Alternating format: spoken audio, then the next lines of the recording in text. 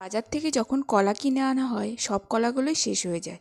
সবার শেষ যে কলাটি পড়ে থাকে সেটা আর কেউ খেতে চায় না। তো কলা বেচারা খুবই দুঃখ, ডাস্টবিনে ফেলতে হয়। তার জন্য তৈরি করছি আজকে কলার কেক। জন্য ফার্স্ট একটা গামলা প্রিহিট করে নিচ্ছি, তারপরে একটা চালনির মধ্যে আটা, ময়দা, বেকিং পাউডার, বেকিং সোডা ভালো করে দিয়ে চেলে নিচ্ছি। অন্য একটা বাটির মধ্যে সেই একদম পেকে যাওয়া কলাটা দিয়ে দিলাম। তার মধ্যে দিয়ে দিলাম পরিমাণ মতো চিনি আর তেল, দিয়ে ভালো করে মিশিয়ে নেব। জায়ফল গ্রেট করে দিয়ে দেবো। অন্য একটা বাটিতে নিয়ে নিচ্ছি দুটো ডিম। ডিম দুটো ভালো করে এই ব্রহ্মাস্ত্র মানে ইলেকট্রিক ফ্যাটানো মেশিনের সাহায্যে খুব সুন্দর করে ফেটিয়ে সাদা করে নেবেন।